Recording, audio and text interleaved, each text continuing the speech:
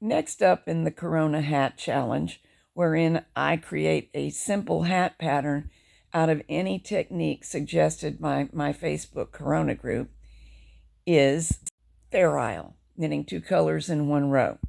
On Corona machines, this is the carriage setting.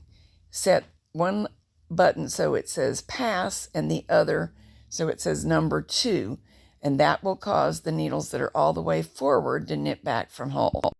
I made a 16-row hung hem on my fairisle hat.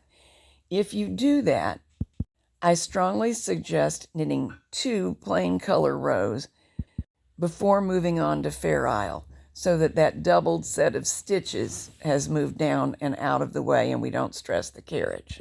For this demo, I'm using the Every Other Needle selector comb, but you can also use combs with different selections. These are some I just made, and I show you how to do that in another movie, so I will put the link to that movie in the program notes in case you need it. If I were going to use these, you would get something like a dotted pattern. Using the same colors that I'm using, you would get black dots on a yellow background or yellow dots on a black background everywhere a tooth appears. But we're going to need to alternate by selecting the other groups of needles that were not knitted by those single teeth. So in addition to a comb like the one shown, you need a comb that would select these groups of stitches. In this case, I know that's 3 needle spaces. Use the selector comb to work across the bed, selecting the needles that you want to knit this row. Where you see the floats in this picture, these needles slipped last row, and we want to knit them this row, so forward they come. Remember that we are using the pass and number 2 setting, which will cause the needles that are all the way forward to knit and the needles that are in normal working position to be slipped. For fairisle, we use both yarn feeders, and we alternate which one is actually up to the machine and engaged. Yellow now, black now. That's how it will knit.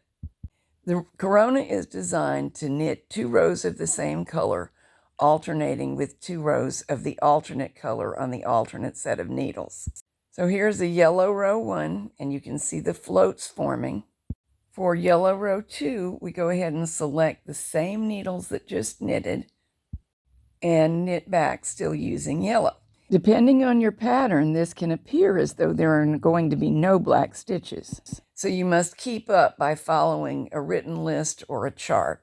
Select the needles that did not knit in yellow and knit in black. And now you can see black stitches are indeed forming. Select the same set of needles again, knit back in black. Now we have 2 rows of each yellow and black, and the knitting is even. You can see that for every 4 rows on the row counter, you're actually only completing 2 rows because we're doing only part of the stitches every row. Like slip stitch and tuck stitch, this fabric is thick. Therefore, I recommend doing the crown rows out of stockinette. Looking at the sample hat from the bottom up, you see my 16-row hem, 1 black row, 1 plain yellow row. Then the fairisle begins with 2 rows of each color. That took 4 passes of the carriage. I kept doing the same thing, but I changed which needles were assigned to yellow and which to black, and that produced the vertical stripe with the columns of yellow and black differently positioned than they were at the very beginning. For vertical stripes, always select the same needles for yellow and the same for black. If instead you change after knitting 2 rows of each color and select the alternate group of needles for each color, you get the Tweety effect seen at the top of the sample. The straight strands of yarn where stitches are slipped are referred to as floats. A couple of things are important to remember about floats. The first is that they significantly limit the width-wise stretch of the fabric because they're just straight pieces of yarn. So to make a hat that fits the same As the stockinette hat in Fair Isle, you are likely to need more stitches. It's best to keep floats short. Usually we limit them to a maximum of 3 to 4 stitches wide. Otherwise, they can entangle jewelry and baby fingers. As expected, Fair Isle did change the gauge for this hat. I got 4.5 rather than 4 stitches per inch and 5 rather than 6 rows per inch. That's typical, but it will vary a bit with specific Fair Isle patterns. Using the same 72 stitches that we've been using, you would get a 16-inch hat. In addition, with a hung band, that's stockinette, that band is likely to end up bigger around than the Fair Isle portion of the hat.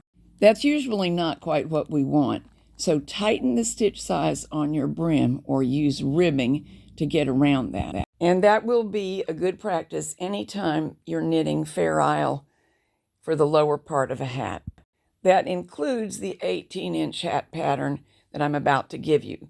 It will come out the same size as all of the other hats we've been making. Cast on and knit your selected hem. I did 16 rows of hung hem, 2 plain stockinette rows, 14 Fair Isle rows, then 18 plain rows for the stockinette crown. All of this takes place over 81 or 2 needles, depending on whether you want an odd or even number. But remember, it won't be quite as stretchy. 14 rows means complete rows of Fair Isle, so there will be 28 passes with the carriage, in fact. In case you're just joining the Hat Challenge series, it all starts with this video, which explains everything you really need to know about it, and there's a link in the program notes. It's a game I'm playing with my Facebook Corona group. I'm knitting one lengthy strip of hats based on their stitch and technique suggestions. Strip knitting is fully covered in this book, Stripping for Charity with Our Clothes On. The book covers a great many sizes and gauges. We're just doing one size and gauge in the video series. In case it interests you, there will be a link in the program notes.